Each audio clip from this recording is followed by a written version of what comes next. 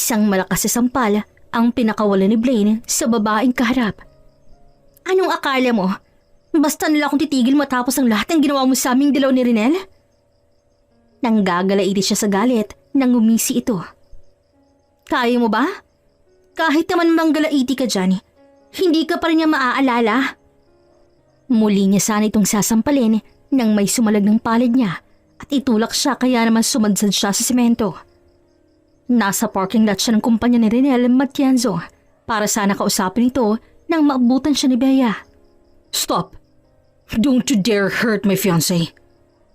Rinel, nauna siya. Pero hindi siya pinakinggan ng binata.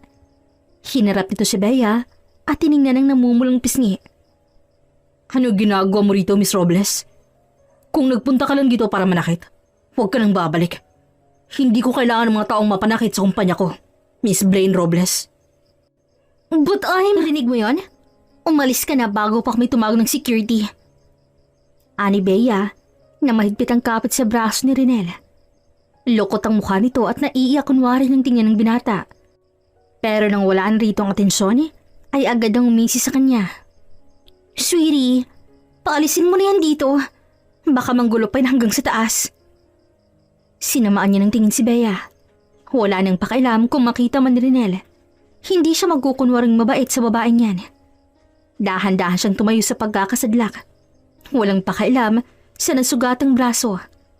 Nakitaan man niya ng pag-aalalang binata dahil sa dugong umaagos ay saglit lamang. Babalik ako. Hindi ka kailangan dito. Bakit ka pa babalik?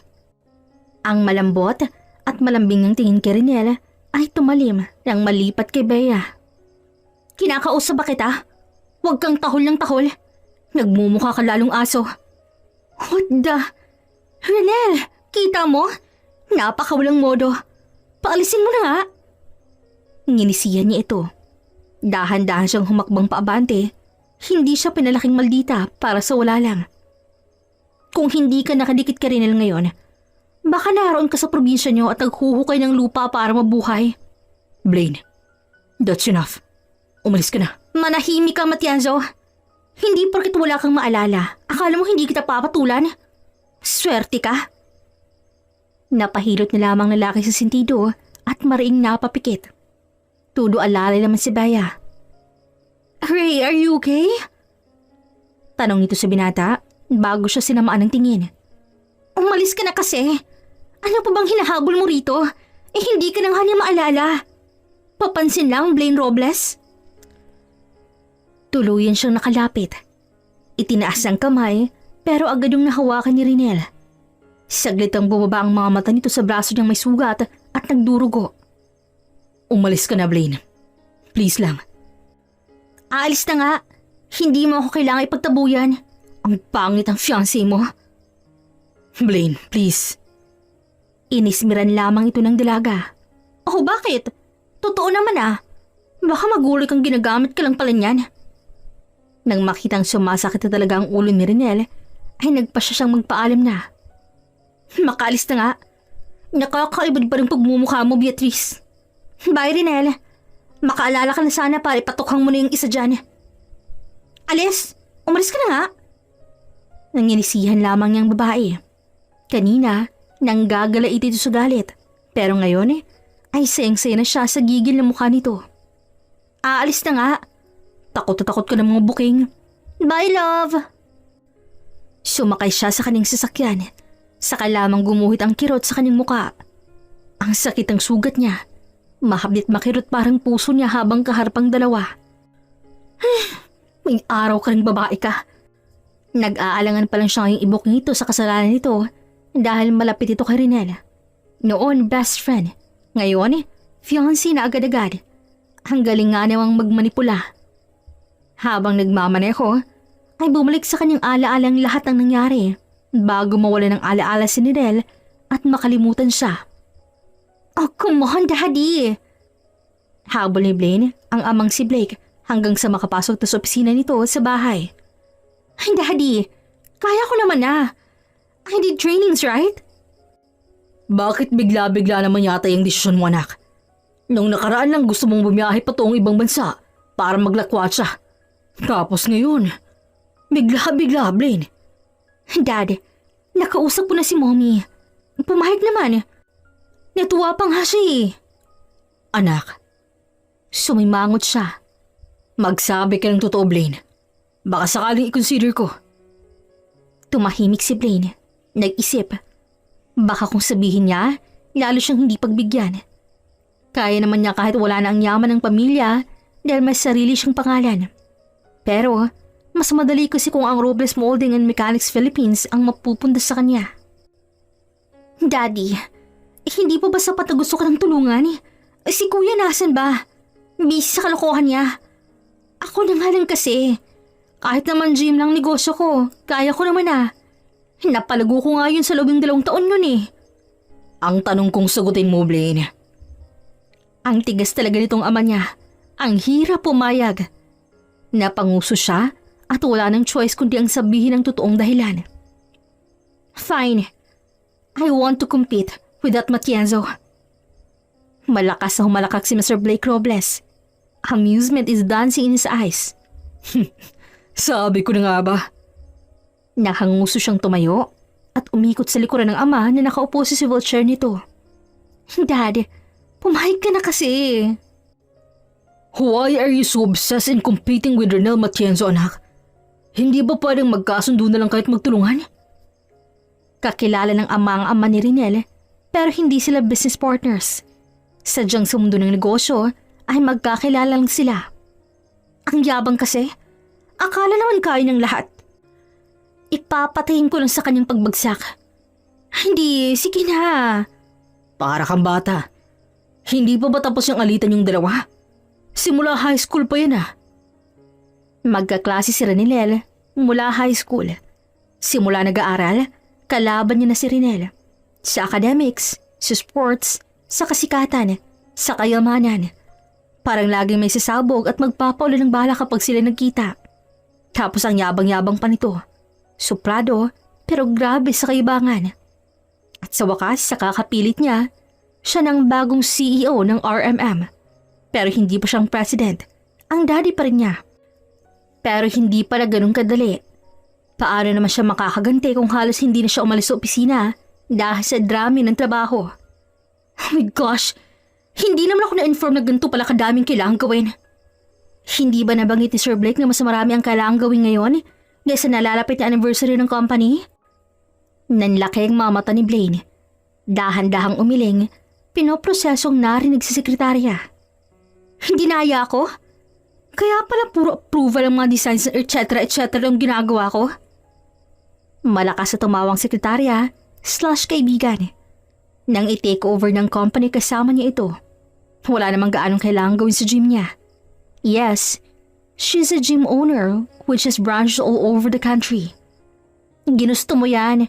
O ito pa, kailangan ng budget. Napahawak na lang siya sa kanyang noo. Huminga ng malalim bago nagsimula ulit sa ginagawa. Ay, hinga. Think positive. Isipin mo na lang na magkikita kayo ng mortal mong karibal sa event na magaganap. Alam ng kaibigan, nagigil siya sa kanyang karibal na si Renel. Kaklase niya ito ng high school at talagang alam na alam nito ang lahat. Tapos ng college naman ay iisa sila ng university. Kailan pa? Ang tagal?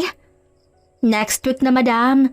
Kaya nga bilisan mo ng pagpirma at review sa mga kailangang dokumento. Ano pa nga bang ginagawa ko? Dumating ang event. May pagkakapareho ang kanilang kumpanya, kaya naman halos sa mga investors na nag-aagawan sila. Ngayon si event ay kumakausap siya ng mga maaring mag-invest.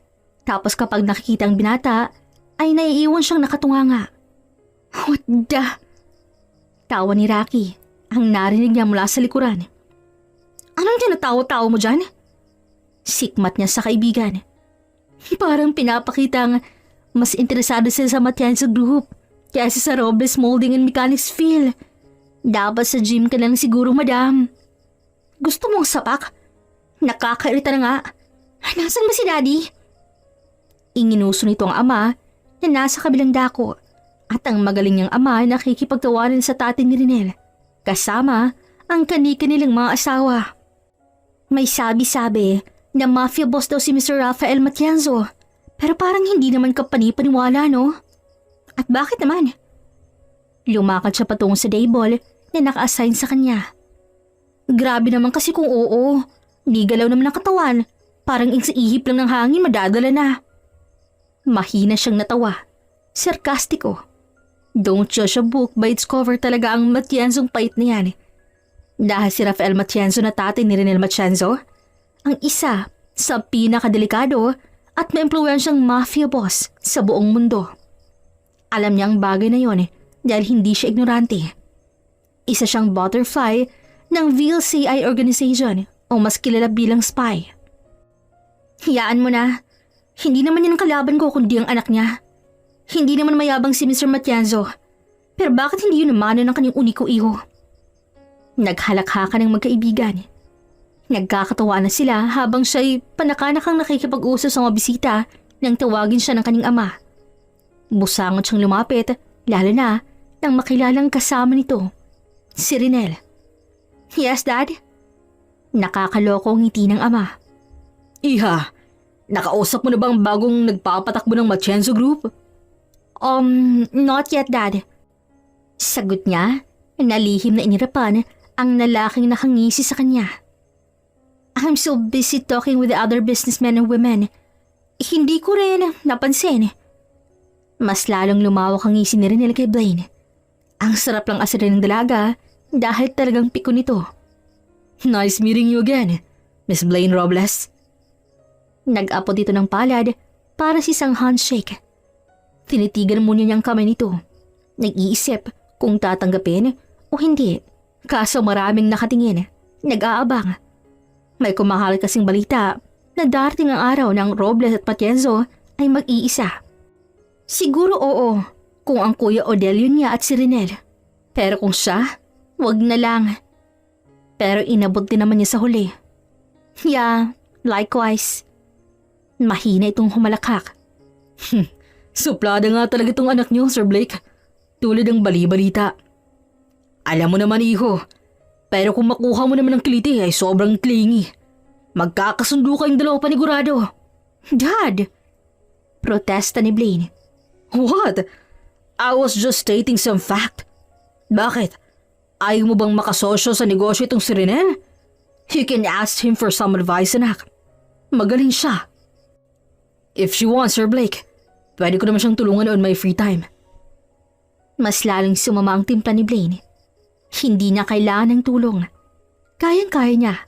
Mauungasan pa niya ito. Sure, no problem. Ngunit hindi pwede niyang sabihin kaya kahit labas sa ilong ay pumayag siya. Hindi naman kailangang seryosohin.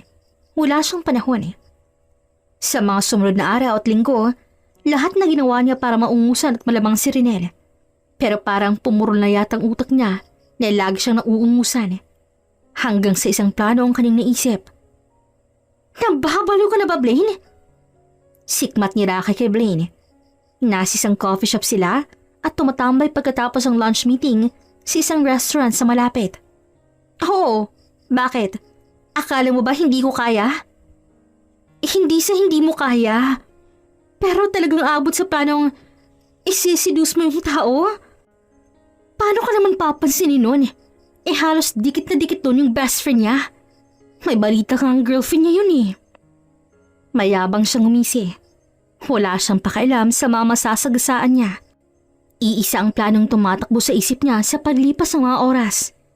She will seduce that hot and cold son of the mafia boss. May meeting ka ng 10. Saan punta mo? Palabas pala siya ng opisina, ay hinarang na agad siya ng kanyang sekretarya. May bitbitin ng dalawang makapal na sliding folder. Bibisita. Na naman, hindi ka pa nadala. Nung nakaraan di ka naman pinansin. Kahapon lalo na dahil naroon yung best friend na feeling jowa. Matiin niyang tiningnan si Rocky. Totoo naman kasing feeling jowa yun eh. Hindi naman. Hampas lupang yun. Akala mo makakaangat sa buhay sa pagkapit sa mayayaman. Hindi sa pangmamaliit, pero talagang ibang naaamoy niya sa babaeng yun. Paano ba yun naging best friend ni Renel ngayong hindi naman nagkakasama yun simula bata? Pero kiniklaim ni Bea na yun na best friend ni Renel na childhood friends daw ang dalawa. Mamaya ka na umalis. Meeting muna saka ito. Oh. Iniabot ito sa kanyang folder. Kailangan ng pirma. Basahin mo muna at i-review bago pumirma ah. Madam Blaine, ako napapagalitan ni President eh. Nagdadabog siyang bumalik sa opisina. Ang meeting ay inabot ng after lunch. Tapos nag-review pa siya ng mga dokumento na iniabot ni Rocky. Gabi na siya natapos kaya wala na siyang sinayang na oras at agad nang maneho patungo sa kumpanya ni Renel. Hi! Bati niya si binata na gladly na abutan pa niya. Nakasuot itong salamin. Have dinner with me. I'm busy, Miss Robles. She pouted her thin and pink lips. Saglit na napunta doon ang tingin ng binata pero agad ding umiwas. Bakit narito ka na naman? Nakakalata na ako sa iyo ah. Di ba sabi mo tuturuan mo ako sa negosyo? Iyon, kaya ako narito. Sabi ko, kapag may oras ako't hindi busy. Ngayon lang kasi ang free time ko eh. So what? Dinner tayo? Hindi ka ba umuwi at lagi ka na lang dito sa opisina mo? Hinubad nito ang suot na salamin at binigyan buong atensyon sa dalagang wala na namang ibang gagawin kundi ang kulitin si Renel. Hindi pa naman ito tumitigil kung hindi agad papansinin. As you see, Miss Robles, I am busy. May kliyente pa akong darating maya-maya lang. Prenting umpo sa sofa si Blaine. Hali sige, hihintayin kita hanggang sa matapos ang meeting mo. Blaine. Parang problemado na agad ito. Natulala siya sa iyamot na mukha ni Renel tapos ay unti-unting nanlaki ang mga mata. Umahon siya sa pagkakasandal sa couch. Don't tell me. Babae na naman yung kliyente mo kuno. Ay, nagkukunwari lang pero ang real motive ay makipag-flirt na pinapatulin mo naman. Lahat ng babaeng gustong lumandi sa binata ay tinatakot niya at binabantaan. Wala namang pakalam si Renel pero may isang matapang lumalaban. Ang childhood best friend ng lalaki. Nasusukol tuloy ang pagiging maldita niya. Hindi lahat ng client ko ay lalaki. Natural, may babae rin, Miss Robles. Kung gusto mo talagang maghintay, you can stay in my room. Baka mapagod ka lang dyan. Ah, so babae nga. Ano naman? No. Humalukip-kip siya, nagmamatigas. I'll stay here. Mamaya niya lumalandi lang naman yan. Like last time eh. Nainaway mo? Nako, that attitude, Miss Robles. Hindi talaga ina-ascenso sa mundo ng business. I have my own ways to be successful. Muli nitong sinuot ang salamin at nagpatuloy sa ginagawa kanina. If you say so. Sa mga sumunod na sandali ay nakaramdam siya ng antok. Ang aga-aga pa para matulog. Hikab siya ng hikab na napansin ni Renel. Pumasok ka sa kwarto, Blaine. Nakakadistract ka dyan. Walang salita siyang sumunod dahil pumipikit na talaga ang mamata niya. Ayaw sana niyang iwan ng lalaki dahil darating nga raw ang babaeng kliyente nito. Lalandi lang naman noon si Renel. Nagising siya 9:00 na ng gabi. Madali siyang bumangon at lumabas para lamang maabutan si Renel at Bea na kumakain. Tila may kumirot sa kanyang puso. Oh, that's why you don't want to eat dinner with me. No, Blaine. Agad na depensa ng lalaki. Alam nitong karakas niya. Amoy ng dalawang baho ng isa't isa dahil nasa iisang pahina sila sa mga mararahas na larangan. Hindi dumating ang kamiting ko. Si Beng dumating may dalang food. Ipinagtabi kita baka ako gutom ka na pagising mo. Suminghap naman ang mapagpanggap nitong best friend. Natulog siya sa kwarto mo, Ray? Si Renel, naabala sa pag-aasikaso ng pagkain na itinabi para kay Blaine, ay napalingon at agad naging alerto nang humakbang siya papalapit. Napangisi tuloy siya. Come on, Renel. Don't be nervous. Ako lang to. At bakit naman siya magiging kabado dahil narito ka? Sino ka ba? Sabat na turan ng babae. Masama ang tingin sa kanya. Hindi niya ito pinansin. Lumapit siya sa binata. Nakita pa niyang pagtayo ni Bea at ang akmang paglapit. Umupo ka, Blaine. Tikman mo itong niluto ni Bea. Masarap siyang magluto. Ito. Inilapit pa nito sa kanyang plato na hindi niya tinanggap. Tiningnan lamang niya. What's that? Hindi niya maitsuraan. Ginatang isda na may kasamang dahon ng malunggay. Specialty ni Bea. Sikat sa probinsya nilang gantong luto. Umirap siya at inismira ng plato. Pero hindi naman province dito. So you're not expecting me to eat that? Baka marumi pa yan at sumama pang pakiramdam ko. Ang arte. Hindi napigil ang asik ni Bea. Napangisi si Blaine, lumalabas ang sungay eh. Huwag kung ayaw mo. Inagaw nito mula sa kami nilang platong may pagkain at ito mismong kumain.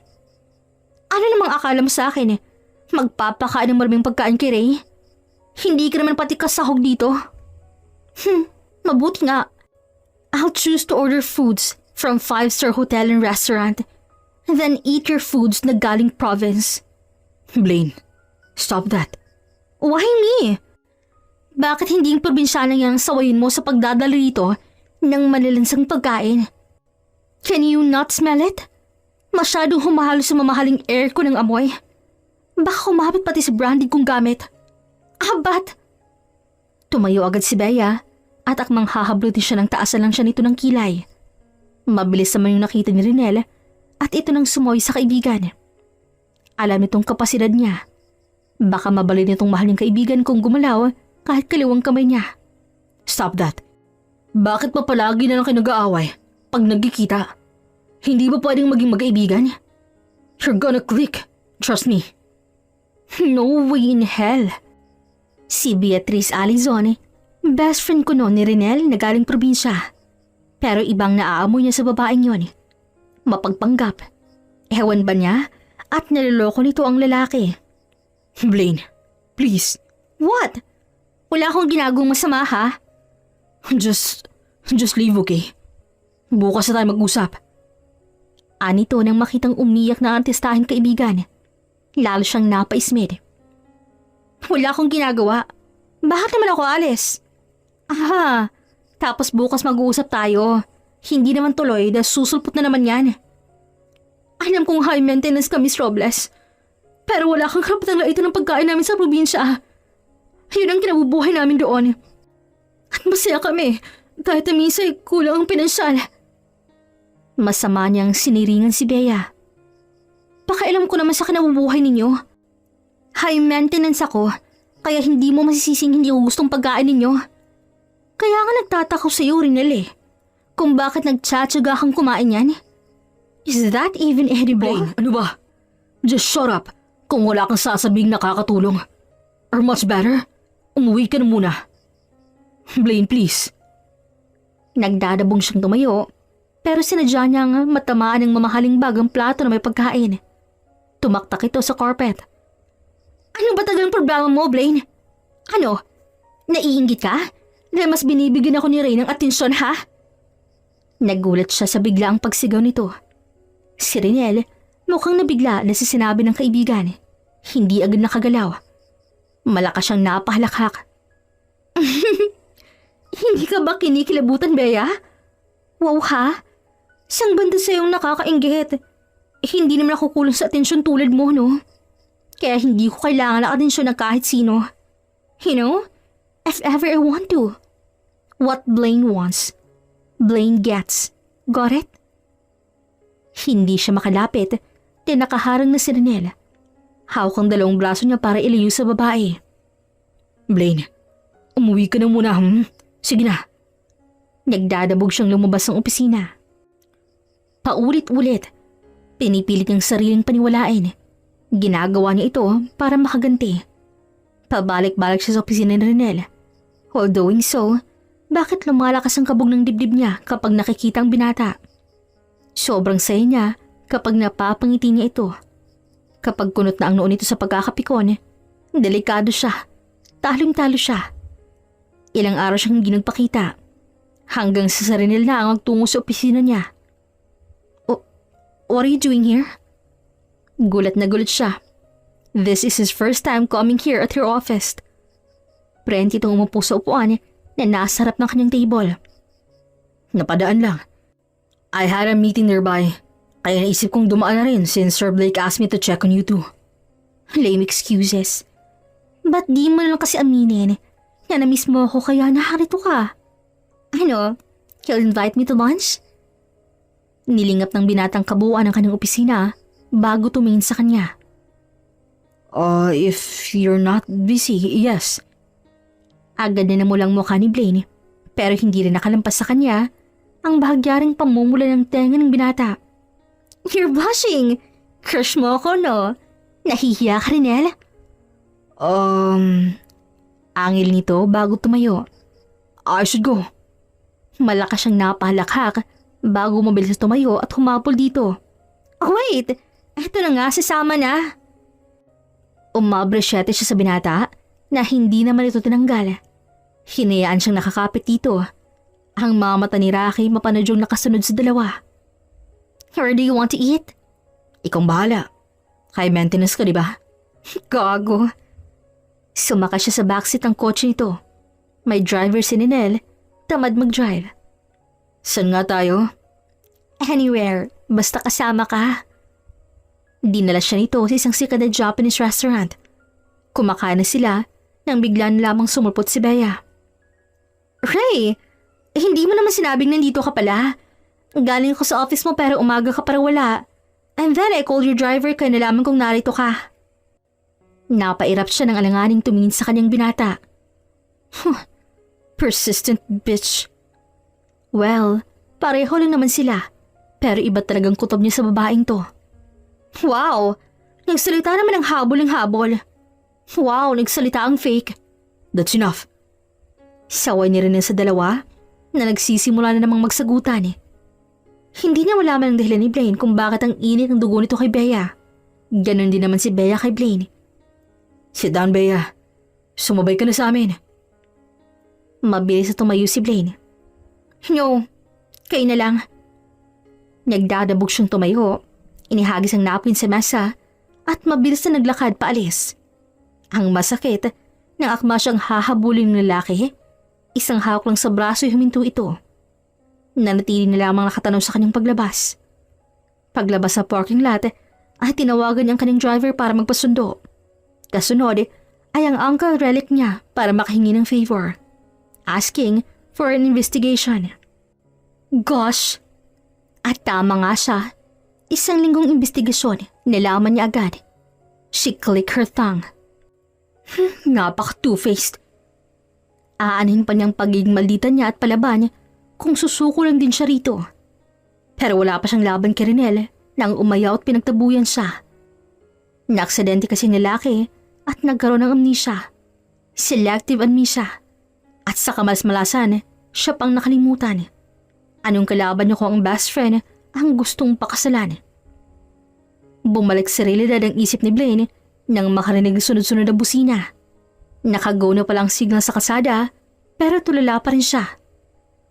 Ay, that was 3 years ago. Bumuntong hininga si Blaine. 3 taong pagpipigil hanggat hindi gumagaling si Renela. Iyon din kasing gusto ng mga magulang nito. Ang hulihin ng pinakamalaking isda sa likod ng aksidente ng binata.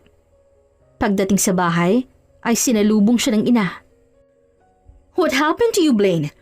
Nakipagbasag ulo ka na naman? Hindi siya umimik. Sumagot siya at hindi na yung masesermonan din naman siya. Magsasayang lang siya ng laway sa pagpapaliwanag. Tinatanong kita, Blaine. Mom, pagod ako. At saan ka naman napagod na bata ka? Naku, sakit talaga ko sa ulo ng kapatid mong si Odelion. Kita mo? Nasaan na naman kayong lalaking yon? Ilang linggo nang hindi umuwi. Magpapahinga lang po ako, Mi. Talk to you later. Nagtungo siya sa sariling silid at binagsak ang katawan sa kama. Hindi alintaan ang sugat sa braso. Nanatili siyang nakapikit kahit na nararamdaman niya ang pagpasok ng ama. Nag-away na naman kayo ng fiancé ni Renel? Ano pa bang bago? Kung hindi ko lang inaalala ang kalagayan ni Renel, matagal ko nang napadugo ang nguso ng mapagpanggap na babaeng yun. Si Beatrice kasi, ang babaeng best friend daw ni Renel, ay kasapi sa isang sindikato. Na ang layunin ay manggoy at perahan ng mga mayamang kakagat sa mga pakulo nito o ko talagang nauto ng biktima ay kukunin lahat ng yaman matapos patayin. Hayaan mo si Rafael Matienzong kumilos para sa kanyang anak, Blaine. Just be there if they need something assistance. Hindi ka pwedeng makialam dahil alam mong hindi magkasundong Mafia at VLCI. Napaismid si Blaine. Ano nilang bang alam ng kanyang ama?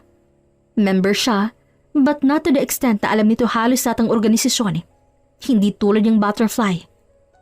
Kaya, ang bagal ng kumilos eh. Ano? Maghihintay na lang kaming maubos ang kayamanan niya bago pa kumilos? May tauhan siyang nakabantay kay Renel at sa lahat ng kilos ni Bea. Kaya ngayon, ay patungo siya sa isang mamahaling resto dahil naroon ang dalawa. Hindi siya papayag na magtagumpay ito sa balak.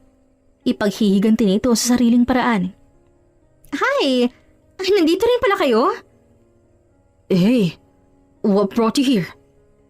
Nagkibit balikat siya. Well, napadaan. And naisip na rin kumain ng dinner. Can I join you? No. Sure. Sabay na wika ng dalawa. Agad siyang umupo sa tabi ni Renel, hindi pinapansin ng matalim na tingin ni Bea. Hindi siya nito matatakot. Masyadong sweet ang dalawa sa harap niya, pero kunwaring hindi siya apektado. Lalo na, at panay ang lihim ng ngisi sa kanya ng babae. So, anong pinagkakabalahan mo ngayon, Miss Robles? Parang hindi siya tinulak kahapon ah. Close to close ang atake. Business. And then, I am working on some important case. Kaya busy talaga. Habang sinasabi yon, ay marinang tingin niya kay Bea na bahagyang namutla. Nag-excuse ito pagkatapos. Come on, Renel. Alam kong alam mo ang intensyon ni Bea sa'yo. Bakit hinahayaan mo pa? What are you talking about? May amnesia ka lang pero hindi ka tanga, Matienzo. Takang-taka siya rito nung una na bakit nagpapaloko sa babae hanggang sa mabawasan niyang investigasyon ang pangalan ni Renel. Umiling si Renel at ngumisi. Sharp as ever, Miss Blaine Robles. Ginisihan lamang din niya ito. Hindi mahahadlangan ng amnesia ko ang balak niya. Bakit hindi mo pa kasi? Natigilan siya nang makitang papalapit na si Bea. Tinatago sa mamahaling bagang phone, inarapan niya ito tinulong sasabihin. Oh, hiwala yan. What did you say? Ahas ka talaga kahit kailan, Blaine. Ang kapal ng mukha. Narating yung fiancé tapos gaganyan ka? Kung noon, ay halos walang kolorete ang mukha nito at hindi branded ang mga gamit. Ngayon, halos manginang na ito sa mga gintong alahas. Alam mo, Bea, katanong gawin hindi mabibisi ng karangyaan ng karumihan ng budhi. Tandaan mo yan. Tumayo siya, hindi na tinapos ang pagkain. At sa gabing yun, mabuti na lang pala at hindi siya agad umalis. May nagtangkang kumuha kay Renel at kakampi ni Bea. Sinaklolohan niyang lalaki. Renel, okay ka lang? Akmang tatayo ito nang may pumalo sa ulo nito. Hindi siya nawala na ng malay. Nakatulala ito at tinitigan lamang siya. Sa unti-unting pagpikit nito ay nakuha pang bumulong. I remembered everything. Please, don't hurt Bea. Gusto niyang magwala. Pagbabaril ang lahat ng nakikita. Matapos itong mawala ng malay, ay dinala niya ito sa VLCI o hospital at ngayon, comatose siya. Wala siyang balak sundin ang pakiusap nito na huwag sasaktan si Beatrice. Ngayon ay patungo siya sa presinto. Nakadetain doon ng babae at ang mga kasabot ito ng gabing yon. Ang kapal ng mukha mong ipakulong ako, Blaine. Sino ka ba ha? Wala ka namang pong sa relasyon na meron kaming dalaw ni Rhea. Sigaw agad ni Bea nang makapasok siya. Sinugod siya nito na para bang sampalin ang unahan at hablutin ang buhok para mapatingala ito. Ikaw ang makapalang mukha. Gold digger. Gaano na ba kalaking nakutom mo ka rin nila ha? At naibigay mo sa sindikato? Kapag hindi mo panikantang mga kasama mo, sa korte tayo didiretso. At sisiguraduhin ko siyang mapapahiya ka kasamang buong angkan mo, Allison. Bitawan mo nga ako. Iwinaksin niya ito kaya halos matumba na. Hanggat maaga pa, kumanta ka na. Hindi ako basta-bastang kaaway, Bea. Pumapatay ako. Kahit ang totoo naman ay hindi. Mag-uubos na tayo ng yaman dito. Koneksyon. At kung sinong pinakamagaling. Ay sorry, Wala ka pala noon. Na kumakapit ka lamang sa mamayamang lalaking papatol sa'yo. Pang ilang lalaki na ba si Renel? You even disguise yourself as his best friend. Well, in fact, his best friend is dead without him knowing. Wala kang karapatang paratangan ako. Sumugod na naman ito, pero isang tadyak lamang niya ay sumadsad sa semento. Talaga ba? Ikaw, anong karapatan mo sa kanya? Ang magsinungaling? Damn! What a thick-faced bitch you are. Atong tandaan mo, Bea. Igaganti ko si Nena sa'yo. At sa sindikatong kinabibilangan mo. Nanlaki ang mga mata nito kasabay ng pamumutla. I'm not part of any syndicate. Inaakusahan mo lang ako ng mga walang kabuluhang bagay para magalit sa si Renel at maagaw mo siya. Let's see. Lumipas ang mga araw. Handa na siyang iharap talaga sa korte si Bea. Ngunit kasabay naman ay nagising si Renel. Siya agad ang hinanap. Blaine, are you okay? What? Nakalugbi yung utak mo? Hinila siya nito sa isang mahigpit na yakap. What? Baka nakakalimutan mo magkaaway tayong dalawa. Mahina lamang itong tumawa. Hindi naman kita inaaway. Ikaw lang tong laging galit pagkaharap ako. So, ano pala? I was just amused whenever you rolled your eyes. At yung bibig mong walang hinto ka kadada. Minsan nakakahumingi na, pero natitiis naman. Nanatil sa hospital bed si Renel. Nakasandal sa headboard. Tahimik sila hanggang sa bumukas ng pinto at umiyak nang pumasok si Bea. Dinamba nitong lalaki at pumahaw palalo ng iyak. Ray! Bakit naman kasi hindi ka nag-iingat? Mabilis itong hinablot at inlayo kay Renel. Mukha na rin kasing nahihirapan ng binata sa pagkakaipit nito. Umalis ka nga! Ang kapal ng mukha! Ikaw ang dapat umalis! Ano bang ginagawa ng skandalosang babae yun dito, Ray, ha? Manggugulo naman yun eh. Hindi ka pa naman magaling. Matama niyang tinignan si Renel. Madilim ang reaksyon ng mukha nito. Umalis ka na muna, Bea. May pinag-uusapan kaming dalawa ni Blaine. What? Bakit ako aalis? I'm your fiancé, Renel. Dapat yung babaeng yan ang umalis. Nagulo lamang ang dalo niya sa atin. Pag sinabing umalis ka, aalis ka sa kahit sa gusto mo, babae. Kinalagkad niya ito hanggang sa pinto ng kwarto. Nagsusumigaw pa ito pero hindi na yun pinansin ni Renel. Nang bumalik siya sa tabi ng kama, ay nakatingin na pala ito sa kanya. What? Please be easy on her, Blaine. At bakit ko naman gagawin yun? Hanarin kong usapan niya at ng sindikato. Napipilitan lang siya dahil sa mga kamag-anak sa probinsya. Kung hindi niya gagawin, baka ama yun ang balingan. Kaya nagbibigay na rin ako dahil tinatakot siya kapag walang pera. At naniwala ka naman. Akala ko matalino ka. Bakit hindi mo mabasa at mag-gets na niloko ka lang ng best friend mo kuno na yun? Siya nga ang dahilan kung bakit ka naksidente at nawala ng alaala. I know that too. At alam kong plano niya. Pero hindi ako nagpapalata dahil baka siya ang pagbalingan. Napahilamos na lang dalaga sa mukha sa sobrang frustration kay Renel. And please, Blaine, huwag mo na siyang pag-aksaya ng oras. Hayaan na lang natin siya. Na ano? Makapang-biktima pa ng iba? Hindi ganun yun, Renel. Ni hindi mo nga yata alam na peke ng babaeng yun eh. Hindi siya ang best friend mo sa probinsya dahil matagal yung patay. Oo, pinaimbestigahan ko. Dahil talagang masama ang pakiramdam ko ron. Kakaibang kilos. At yun, nalaman ko lahat. At teka, bakit nga pala nakalaya yun? Nag-iwas ito ng tingin. Gago, Renel? Dahan-dahan itong tumango para kumpirmay ng hinala niya. Napabuntong hininga na lamang si Blaine. Gusto mo? Mahal mo? Kaya mo pinakawalan? Pumayag ang daddy mo? Napalunok siya sa galitong sumagot. Parang talagang pinag-iisipan pong mabuti. Ikaw ang gusto ko. Natigilan ng dalaga. Mahina namang natawa si Renel. Nung una pa lang, masyado ko lang mailap at kahit ang pakikipagkompetensya hindi mo talaga pinalampas. Masyado kong obses sa matalo ako. Kahit wala naman akong ginagawa. Nagbibigay pa nga. Hinawakan ni Renel ang kamay ni Blaine. Hinila palapit para makaupo sa tabi niya. Salamat dahil kahit kalaban ang turing mo sa akin, ay hindi ka sumuko na ipagtanggol ako. Kahit hindi na kita maalala. Kung pinabayaan kita, saan ka napupulit kung sakali? Kaya nga, thank you Blaine. Nakalabas na ng ospital si Renel. Bumalik na rin ito sa pagtatrabaho. Tambak agad, kaya naman tinutulungan niya. Balik na kasi sa ama ang kumpanya. Binawi na sa kanya, kaya si Renel ang pinipeste niya. Wala ka bang trabaho, Blaine? Wala namang gaanong asikasuin sa gym ngayon. Tsaka naroon si Rocky kung sakaling may problema. Sorry, ma'am. Binawa na ni Daddy. Pinaglalaruan ko lang daw. Saan mo gustong kumain ng lunch?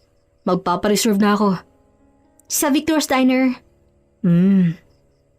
Natahimik ang dalawa. Nakafocus sa kanya-kanyang ginagawa.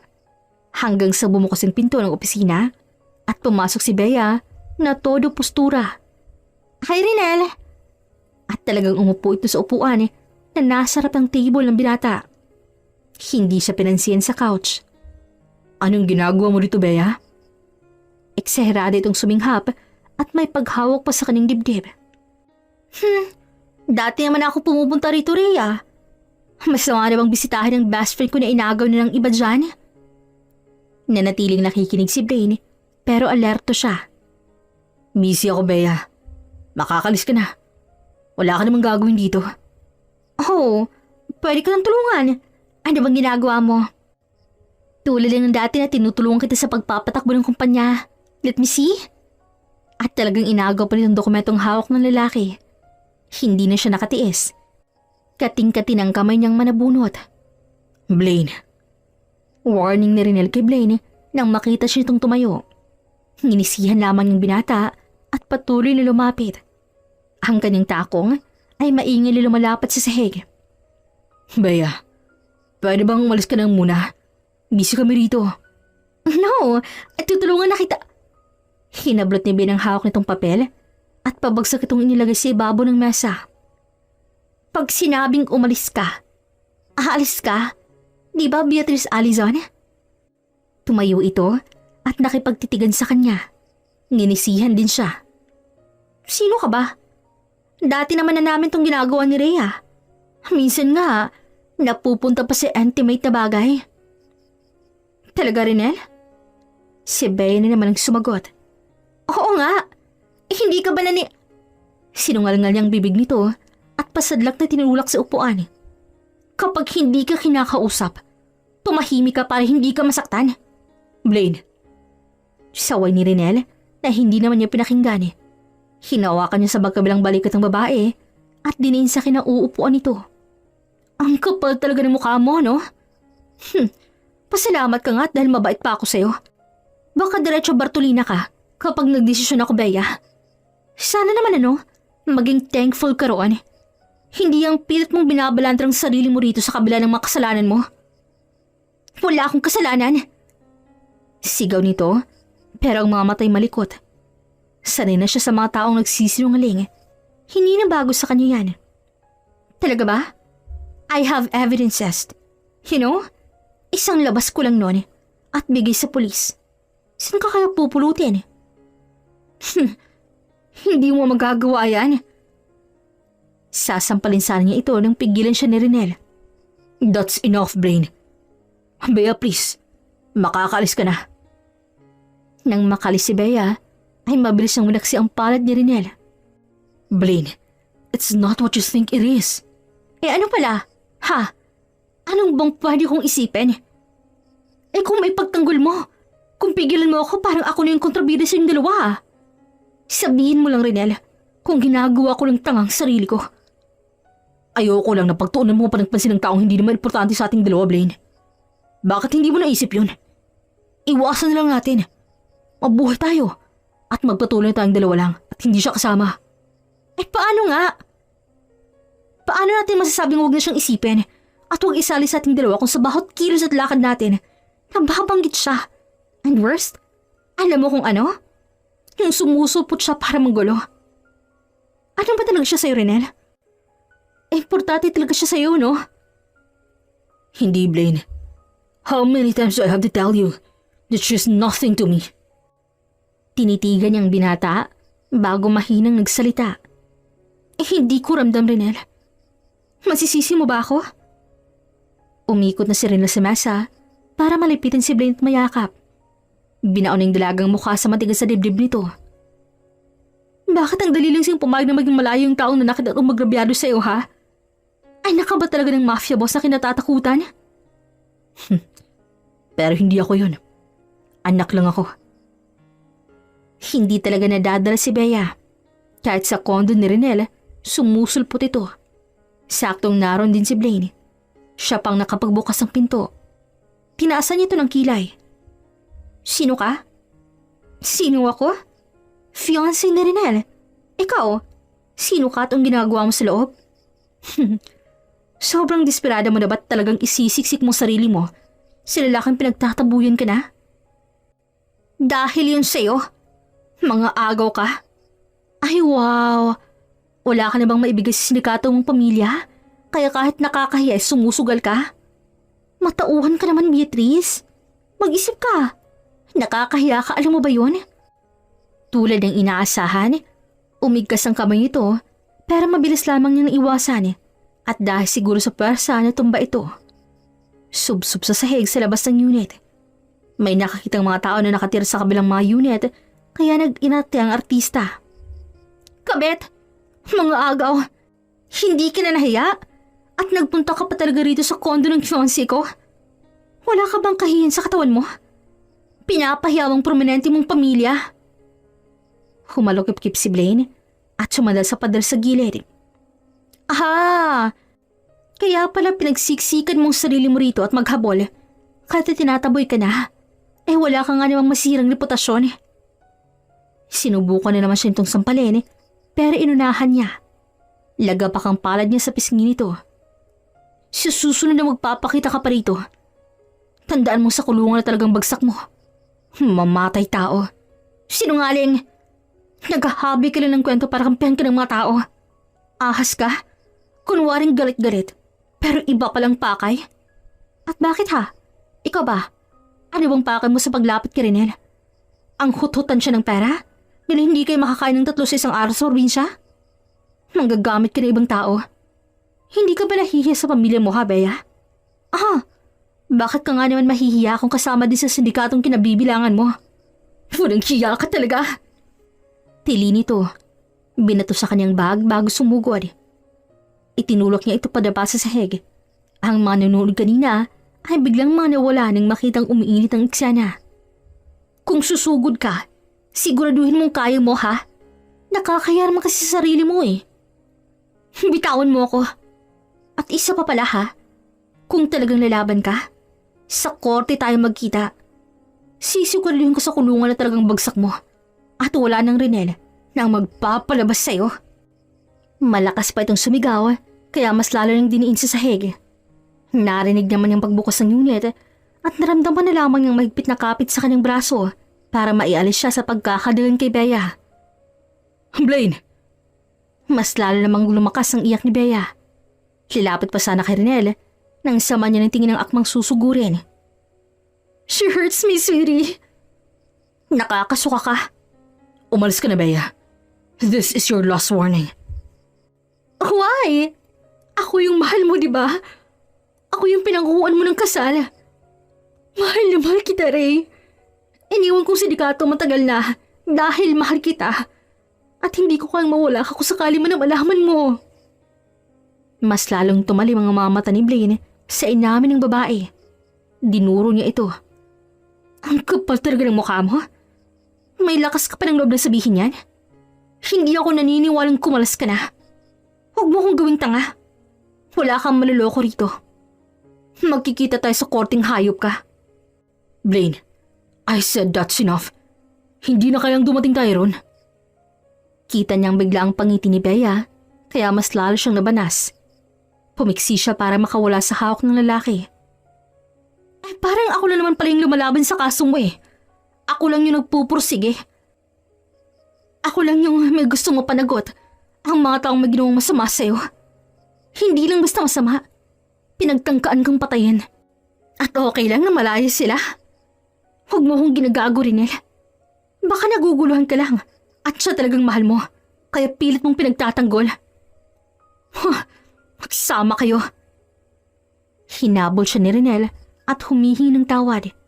Nagpapaliwanag pero hindi niya agad binigyang pansin. Sa hirap ng dinanas niya, dapat lang na maranasan din ito. Parang gusto na nga niyang maniwala kay Bea na siya ang nagsisiksik sa sarili niya kay Rinel. Hindi kaya masirang katawan mo, Blaine. Halos dito ka na tumira sa gym eh. Talagang nagtigil siya sa gym niya. Halos araw-araw, exercise ang inaatupag para makalimutan kahit sandaling pagkakaloko niya. Hayaan mo ako, Rocky. Asikasuhin mo ang mama nagpa-register. Ay oo nga pala. Sige, bye. Nang mapagod, ay nagpahinga siya sa bench sa gilid. Uminom siya ng tubig nang may masamid dahil sa tumayo sa harapan niya. Nakasuot ang itim na sando, green na pants, at may bitbit na black tumbler. Blaine, What are you doing here? ano bang ginagawa sa gym? Sumayaw? Pesti ka? Bumalik ka na sa beya mo at baka bigla namang sumulpot yon at magskandalo rito. At kung nasa teritoryo ko yon, hindi ko siya sasantuhin. Hindi na. Anong hindi na? Tumayo siya at naglakad sa second floor kung nasa ng opisina at living area niya. May maliit din siyang kwarto roon. Nakasunod naman sa kanyang binata. Ba't ka nasunod? Kakausapin ka. Para saan? Para kumbinsin na naman na huwag mong ipakulong yung best friend mong hilaw?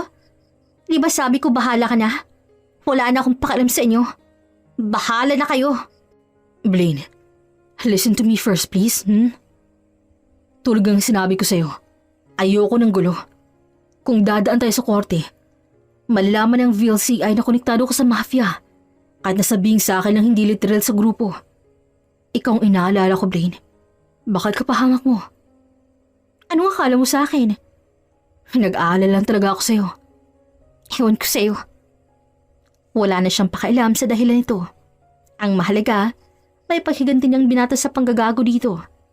Hindi siya papayag. Kaya nung sumunod na mga araw, ay inaresto agad si Bea. Nagkita sila ni Bea sa presinto. Galit na naman ito at nagmamakaawa sa binata. Ray, please. Mahal na mahal kita. Huwag mo nang itong gawin sa akin, oh. Napagbigyan na kita, Bea. Pero hindi ka naniwala. Wala akong magagawa kundi hindi ka naniwala. No. Nagawa ko lang naman yun dahil mahal na mahal kita rin, Hel. It's not love. It's obsession. Manahimik ka. Ikaw ang dahilan. Kaya ganito na sa akin si Ray. Sinunsulan mo. Mga agaw ka. Wala ka na bang ibang sasabihin? Sa huli, matapos ang ilang hearing at pagpapahiya ni Bea sa kanyang sarili, nakulong ito. Hindi na patunayan nakasali sa sindikato. Pero umamin naman ito ang dahilan ng pagkawala ng plano ng coach ni Rinel at naaksidente. Don't mind it. Ibang usapan lang tungkol sa grupong kinasangkutan niya. Pero hindi siya mapakali. May malaking tao sa likod noon, tulad ng sinabi ni Mr. Rafael Matienzo.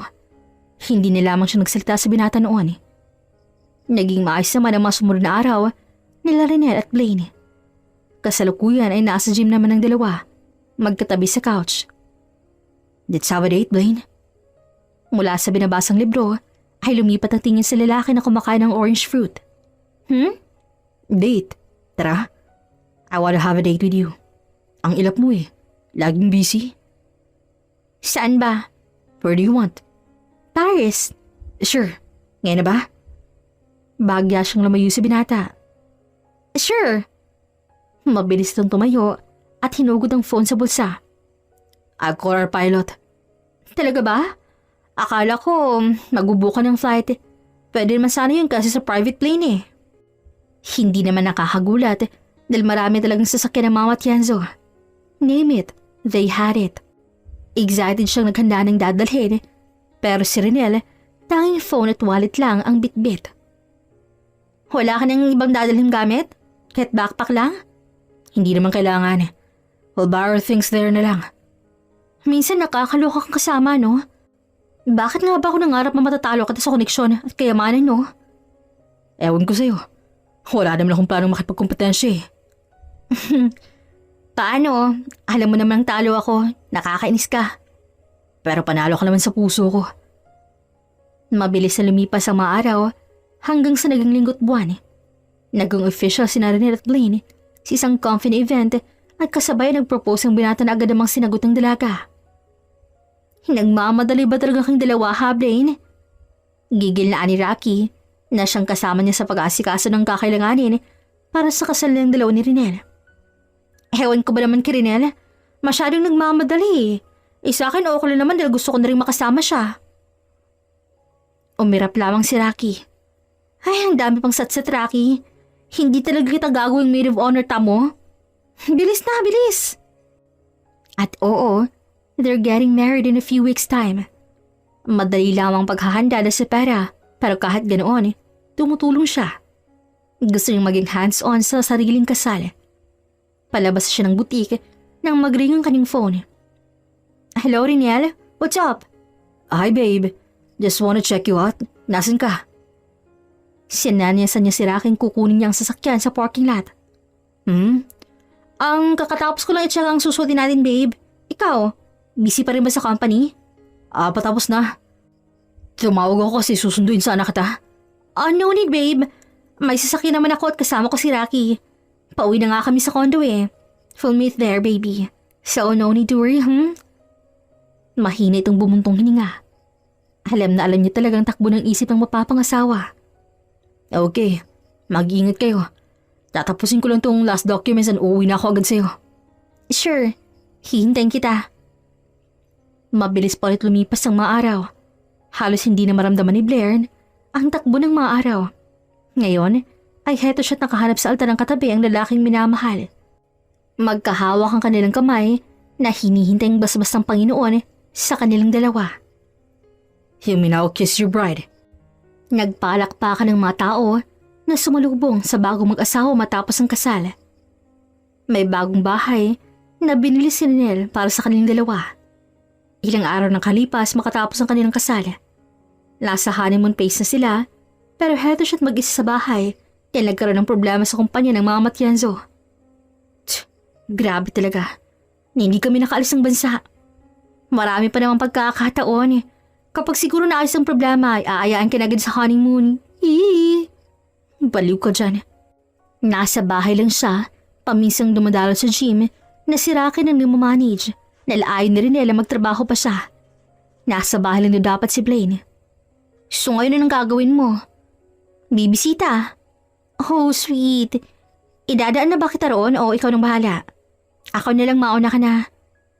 Nagmaneho si Blaine patungo sa Matienzo Group. Sa lobby pa lamang ay binati na siya ng mga empleyado. Ilag pa rin sa kanyang mga ito dahil kilala talaga siyang masungit at maarte noon pa. Siguro out of respect na lang din. Babe! Hiyaw niya pagpasok ng opisina pero natigilan din nang makilala kung sinong kausap nito. Agad na sumama ang timpla ng Moody Blaine at tumalim ang kanyang mga mata. Anong ginagawa niyo dito? Paano ka nakalaya? Si Bea, nakaupo sa upuan na nasa harap ng table ang kanyang asawa. Connections? Akala ko ba naman lakas ang connection ng mga Robles? Parang hindi naman. Pabagsak ng binalibag sa sofa ang dalang lunch bag na pagsasaluhan sana nilang mag-asawa. Pero nawala na siya ng gana. Renel, eto bang sinasabi mong gagawin mo? Kaya hindi tayo nakaalis ng bansa? Babe, nandito siya para humingi ng tawad sa lahat. At naniniwala ka naman. Ano ba talagang ginawa siya ng babaeng yan? At ang bilis mong lumambot sa kanya? Baka nagkakamali ka lang Hindi, na. babe. Ayan ka na naman sa magdududa mo eh. Napag-usapan na natin to, di ba? Hindi pa ba sapat? Ano pang tinatawa mo dyan?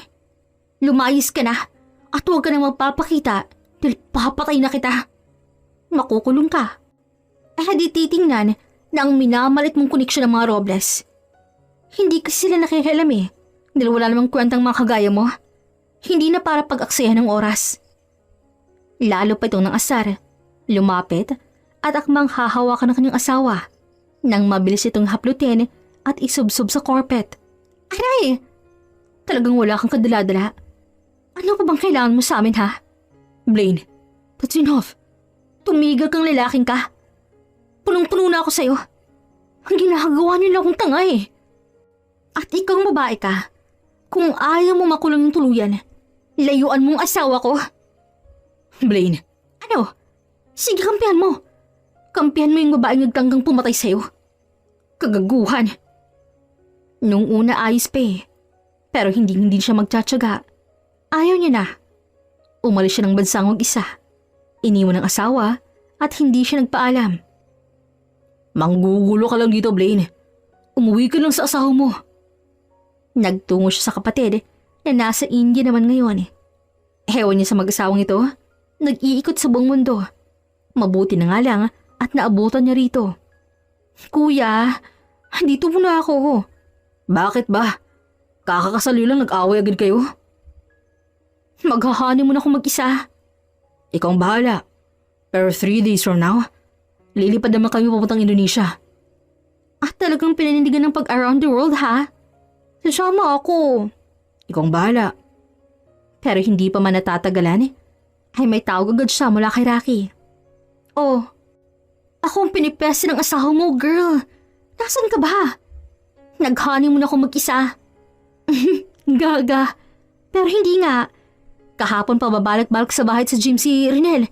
Hinahanap ka. Hayaan mo siya. Nasaan ka nga ba? Mapagkakatiwala naman si Rocky, kaya sinabi niya. Kasi sa pagkakataong yun, ay dapat pala hindi. Nadelay ang flight ng kapatid niya at asawa nito, kaya naman 1 linggo na sila sa India. Hinamama siya mag-asawa samantalang si Blaine ay nasa lobby lang ng hotel na tinutuluyan. Paakyat na sana ulit siya ng kwarto nang biglang may tumawag sa kanyang pangalan. Blaine, Anong ginagawa mo rito? sinusundo ng asawa ko. Hindi kita kailangan dito. Umalis ka na. Tumalikod siya at nagsimulang maglakad patungo sa elevator. Nakasunod sa kanyang lalaki. Mag-usap tayo, Blaine. Hindi pa yung ganito. Kapag may problema tayo, mag-usap. Hindi yung aalis ka bigla nang walang paalam. Sino nagsabi sa'yo narito ako? Si Rocky. Blaine, babe, please. Renel, kung wala kang ibang gagawin dito, makakaalis ka na. May flight kami mamaya. Kami? Sinong kasama mo? Anong pakialam mo? May pakialam ako dahil asawa kita. Talaga? Hindi ko kasi ramdam eh. Look, nagpunta lang naman talaga dun si Bea para humingi ng tawad. May kasama siyang pulis. Nakiusap lang na makausap tayo bago siya tuluyang masistensyahan. Hindi niya ito pinakinggan. Wala siyang pakialam. Sa mga sumunod na araw, ay sunod si Rinel sa kanya. Nauna nang umalis ang kapatid niya at asawa nito patungo sa next destination ng dalawa. Naisipan niya ang mamasyal na lamang at mag-isip kung paano matatakasan ng lalaki. Saan tayo ngayon, babe? Ako lang, humanap ka ng ibang pupuntahan mo. Kung saan ang asawa ko, doon ako. Tuloy ay hindi niya mapigil itong sumunod. Nakukulitan na kasi siya kaya hinayaan na lang niya. Lumilipas na kasi ang galit at tampo na kay Rinel kaya pinababayaan niya na. Kailan tayo babalik? Gigil na sa akin ng parents mo eh. Halos sakalin ako nung hanapin kita sa kanila. Ba't mo ko dun hahanapin? Natural. Kung alis ka, sa magulang ka uuwi. Hindi ako ganoon, Rinel. Umaalis talaga ako kapag may problema ako. Hindi ako nagsasabi sa kanila. Hinaplos ni Rinel ang magkabilang braso niya. Kasalukuyan silang nasa hotel room at dito na siya nagsistay kasama ang kanyang asawa. Pero iba na ngayon, babe. Narito ako. Hindi mo na kailangang suluhin kung may problema ka. Ay kasama ka na, Blaine. Ang asawa mo. Niyakap ni Blaine ang asawa at binaw ng mukha sa leeg nito. Tsaka kapag may hindi ka nagustuhan, sabihin mo sa akin agad para magawa natin agad ng paraan. Bakit yung sa best friend mong hilaw? Hindi na po mauulit. Abay dapat lang. At talagang wala ka nang babalikan kung gagawin mo ulit yon. Tsaka kung sakali man, hindi ko kailangan ng kubli mula sa'yo. Kaya ko, Rinel. Kayang-kaya. Yun nga kinakatakot ko eh. Yung kaya mong mag-isa. Hindi na lamang umipang babae. Ninamnam na lamang nilang init ang isa't isa sa tahimik at malamig na silid. Nagmumuni-muni at dinadama ang pagmamahal sa isa't isa. Hanggang dito na lamang po. This is Regine here in Miss Teen Stories. Daghan kaayong salamat!